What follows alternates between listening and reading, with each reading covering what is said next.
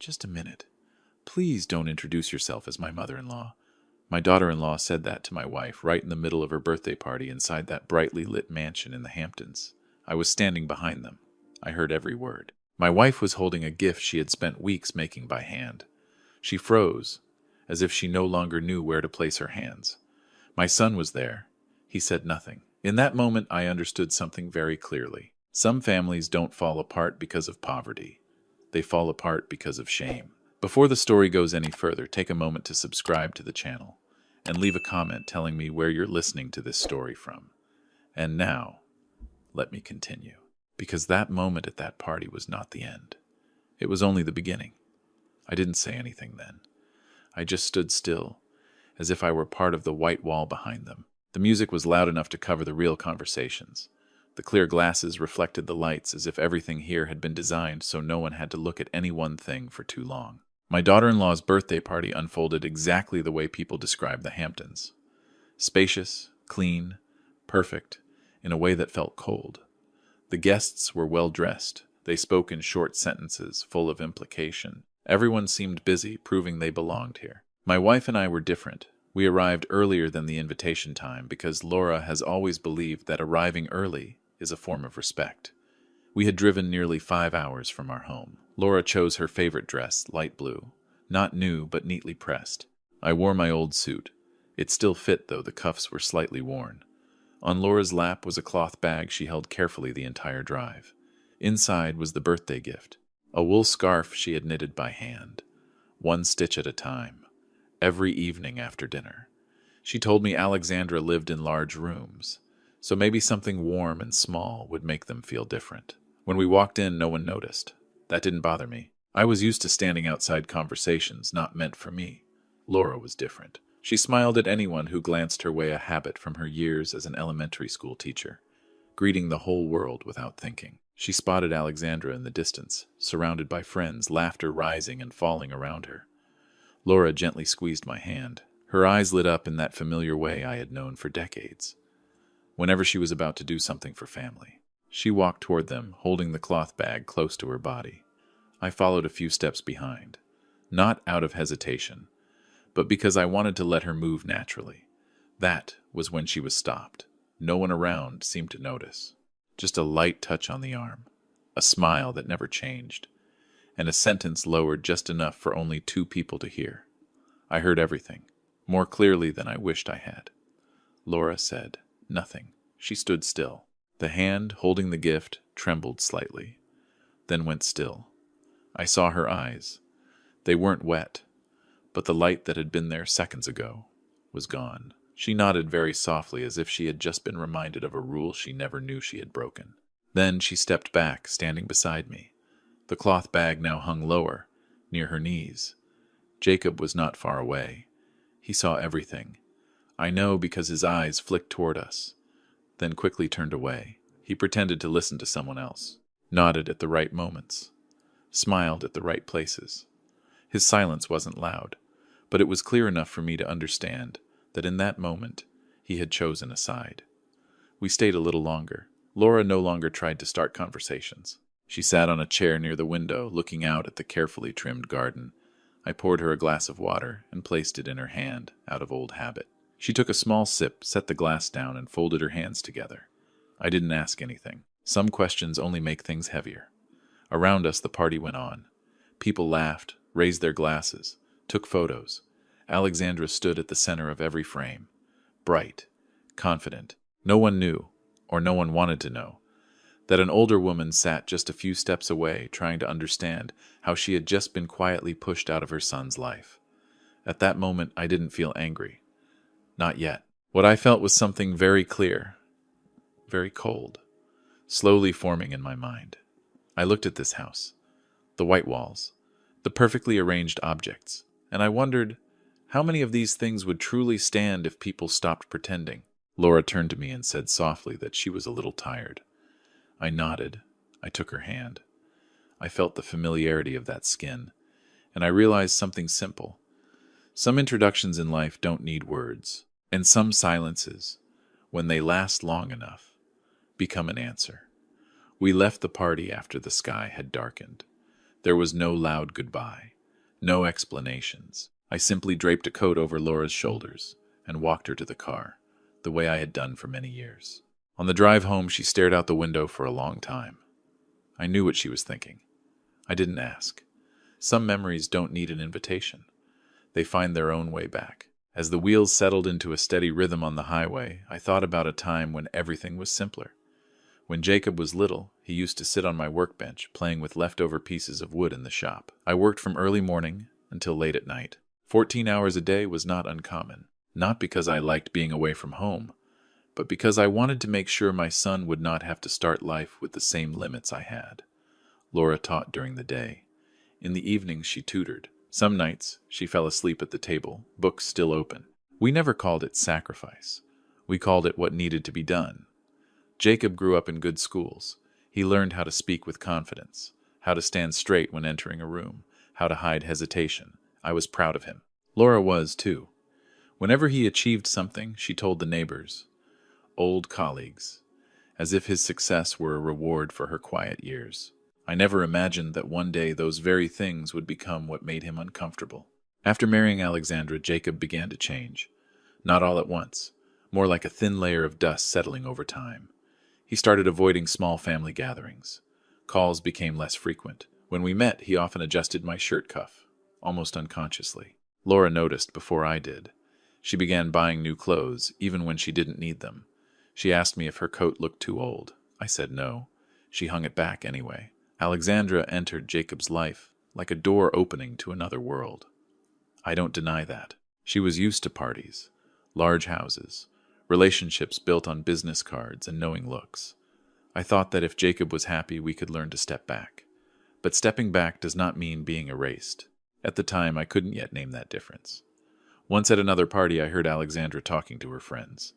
I wasn't standing too close, but close enough. She laughed and said her parents-in-law were people who used to work for others, now retired. She said it lightly, as if it were an unimportant detail in a story about houses, trips, and the life she was building. Jacob stood beside her. He didn't correct her. He nodded, out of habit. I didn't step forward. I didn't walk away either. I just stood there and remembered. That night, Laura asked if I had heard anything. I said yes.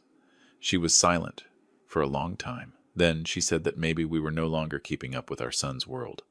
I didn't answer. I didn't think the problem was about keeping up. I thought the problem was, when did roots become something to hide? Those memories returned more clearly after the party in the Hamptons.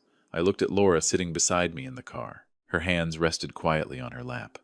I remembered her standing in front of a classroom, voice warm, teaching children how to respect one another. I wondered if some of those lessons had never reached our son. When we got home, Laura placed the cloth bag on the table. The wool scarf was still inside, unopened. She touched it, then pulled her hand away. She said maybe the gift wasn't appropriate. I looked at the scarf. I thought about the evenings she spent knitting it, one steady stitch at a time, never rushing. I told her the problem wasn't the gift.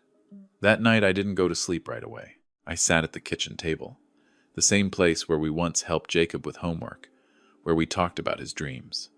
I thought about what had happened, not to decide who was right or wrong, but to understand.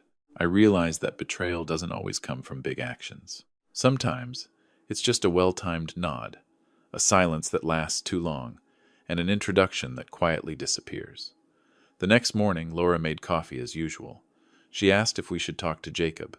I said there would be a time, but not now. Some conversations need to be prepared with clarity, not emotion.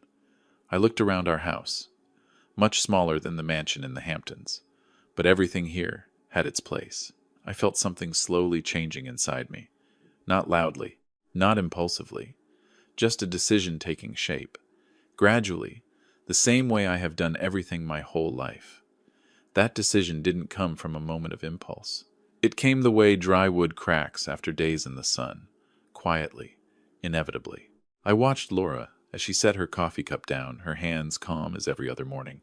She didn't ask anything more. She had known me long enough to recognize when my silence was just silence, and when it had begun to take the shape of something that needed to be done. That afternoon, Laura took the wool scarf out of the bag. She placed it on the table and smoothed out every fold. Maybe she said we should leave it there. Her voice was gentle. No blame. I nodded. I asked her to give me the envelope that went with it, the one I had prepared earlier. Not for the party, but for a day I knew would come. I didn't explain. She didn't ask. Evening came quickly. I called my lawyer when the kitchen had gone quiet. He answered after the second ring. A familiar voice. Calm. I spoke briefly. No stories. I asked him to prepare the files, to review old documents, agreements I had signed years ago, when Jacob was still in college, when my small investments had just begun to stand on their own. I didn't mention the party. I only said it's time to close a door. I remember those years clearly. Selling my first piece of land, signing my name with a trembling hand, not from fear, but from unfamiliarity with closed rooms and measured words. I had worked with wood my entire life. Wood does not lie. But I also understood that to protect a family, sometimes you need papers more rigid than any plank. I held the title to the Hamptons property from the beginning. I set up a trust so Jacob would have a foundation, not to show off, but so he would never have to bow his head to anyone. I never imagined that foundation would be turned into a step to walk away. That night, Laura went to bed early. I stayed up organizing things the way I always did. No long list, just a few tasks. In order, I placed the wool scarf into the envelope, along with a short note. Not a reproach, just a belated birthday wish. I wanted this gift to be the last one we gave, without explanation. The next morning I told Laura we were going back to the Hamptons. She looked at me, surprised, then nodded. On the drive, I went slower than the day before. Not out of hesitation, but because I wanted everything to move at the right pace. When we arrived, the party had long since ended. The house stood open, silent. I didn't go inside. I asked the security guard to deliver the envelope. I said we weren't available to meet. I left a message for Jacob. Tomorrow, you'll have the freedom you want. On the way home, Laura asked if we were going too far. I said no. Freedom isn't something others grant you. It's something that appears once the ties are faced honestly. She didn't say anything else. She leaned her head back and closed her eyes. I knew she was sad. I also knew she understood. That evening my phone vibrated. Jacob was calling. I didn't answer. I let it ring out, then turned the phone off. Not to avoid him, but to give future words a place to stand. I opened the files that had arrived by email, printed them, stacked them neatly. The numbers, the clauses, everything was clear. I read slowly, line by line, the way I read blueprints before cutting wood. The next morning, Laura made tea. I placed the folder into my bag, along with the wool scarf, still holding a small fold. I told her someone would be coming today. She asked if I needed her there. I said yes, not to speak, but to witness. She nodded. When the doorbell rang, I was already seated at the dining table. I didn't stand up right away. I wanted them to see preparation, not confrontation. I heard voices on the porch, hurried, uneasy. I took a breath, not deep, not long. I opened the door. I didn't feel satisfaction. I didn't feel relief. I felt a rare clarity, like fitting the final piece of wood into a frame. Everything suddenly standing straight. I invited them in, gestured to the chair across from me. I placed the folder on the table. I didn't push it forward. I didn't hide it. I said, we're going to talk, not about the party, but about what belongs to whom. Laura sat beside me, back straight, hands resting on her lap. The wool scarf stayed in the bag. I knew when the time came I would take it out, not as an apology, but as the final period, to a role we no longer needed to play. They sat down across from me. Jacob leaned forward. Alexandra kept her back straight, her eyes sweeping the room quickly, as if assessing a place that no longer belonged to her. I let them speak first. The complaints came out hurried, loosely arranged, about us leaving the party too early, about making someone uncomfortable, about interrupting their image. I heard enough to understand one thing. In their version of the story, our silence was the mistake. When they stopped, I opened the folder. Unhurried, I laid each page on the table neatly, letting everything appear in its proper order. I said we would not talk about feelings. I said today we were talking about ownership. The room went quiet. Alexandra tilted her head slightly, as if she wasn't used to a conversation turning in this direction. I started with simple facts. The Hamptons property. Whose name it was in. Since when? I pointed to the lines. The dates were clear. I spoke about the trust, its original purpose, its conditions, and what had been misunderstood over time. Jacob stared down at the table. I didn't look at him. I wanted the words to stand on their own, without needing my eyes. Alexandra let out a small laugh, disbelieving. She said those things were in the past, that their present life couldn't be pulled backward by old papers. I nodded. I said documents don't pull anything backward. They only remind. I said in this house everything has its place, including the truth. I continued, my voice unchanged, not louder, not softer. I said that starting today all financial support would end. The trust would be adjusted according to its terms. The Hamptons house would be reclaimed on the schedule already prepared. No surprises, only timelines. I placed the pen on the table beside my signature, a quiet signal that the explanation was complete. Jacob looked up. For the first time since he arrived, he said I was making things more complicated. I asked him calmly what had become complicated first. He didn't answer right away. Alexandra spoke instead. She said we were overreacting to a small misunderstanding at the party. I shook my head. I said, there was no misunderstanding here. There was a choice, and there was a long silence that had turned that choice into a habit. I opened my bag and took out the wool scarf. I placed it on the table between us. I said Laura had knitted it one stitch at a time, on ordinary evenings, with no spotlight. I said this gift didn't ask for an introduction. It only needed to be picked up with respect. Alexandra looked at the scarf, then at Laura. Her expression changed. Not quite regret, more like realizing something had just slipped out of her hands. Laura didn't speak. She sat upright, like someone who had spent a lifetime letting students understand the lesson for themselves. I said that if we had ever been called by another name in public, then today we were stepping out of that role. I said a builder has the right to leave a structure when it no longer needs honesty. Alexandra stood up. She spoke quickly. Too many words. Trying to keep her voice steady. She talked about reputation, connections, plans already arranged. I listened. Then I said those plans had been built on a false assumption. I said wealth is not something borrowed to hide origins. It is something you are responsible for. Jacob stood up after that. He looked at Laura, then at me. He said he never expected things to come to this. I said they had been coming here for a long time. We just hadn't looked away today. I said the freedom he wanted, the freedom of not introducing, was now in front of him. He could take everything that was his. What wasn't should be left behind. They left in silence. No door slammed, just footsteps moving faster, then disappearing. I sat back down. I didn't feel light. I didn't feel heavy. I felt right. Laura placed her hand on the table near the wool scarf. She let out a very quiet breath. I folded the scarf carefully and put it back into the bag. That afternoon I called my lawyer again to confirm the timeline. Everything moved as prepared. No rushing. No prolonged arguments. I looked out the window. Sunlight touched our small garden. I thought about the mansion in the Hamptons. Wide, bright, and empty in its own way. I felt no regret, only that everything had been returned to its proper name. That evening, Laura asked if we had hurt anyone. I said the truth isn't meant to hurt. It's meant to stop. She nodded. We sat quietly, said nothing more. Some climaxes don't need applause. They end in a silence deep enough for everyone to hear themselves. The days that followed moved slowly to a very different rhythm. No more phones ringing nonstop. No more circular explanations. I woke up early, made coffee for Laura, opened the windows to let the sunlight in. The quiet wasn't emptiness. It felt like a room that had just been cleaned, where everything finally had its place. We followed the plan we had set. The Hamptons mansion was put on the market. I didn't go back there. I didn't need to see the white walls or wide windows again to know what I was leaving behind. I knew exactly what I was keeping. Laura was different. She spent time rereading her old notebooks.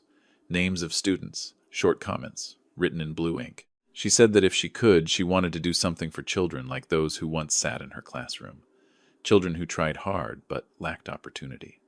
That's how the idea of a scholarship fund came to us. Quietly. No announcements. No ceremonies.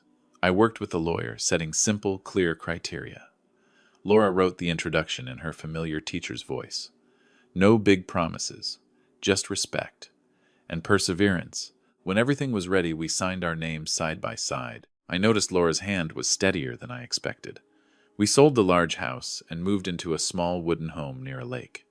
No tall fences, just a narrow path leading to the water. In the mornings, I fixed the porch, replaced a few old boards.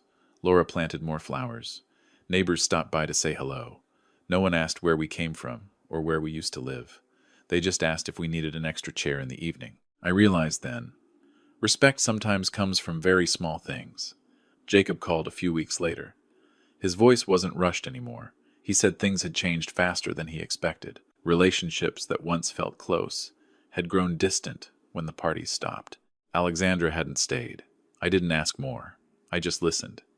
When he finished, I was quiet for a moment. Then I said I hoped he was safe. I didn't blame him. I didn't promise anything either. I told him that if one day he wanted to talk like an adult, without roles to play, our door was still open. The call ended cleanly, like a period placed where it belonged. Laura asked if I was sad. I thought for a moment and said, some sadness doesn't need to be fed. It comes to remind you to look back, then it leaves. She nodded. She understood that better than anyone. Autumn arrived. The lake lay still. I sat on the porch, sharpening a few old tools. Laura brought me a cup of tea. We sat side by side.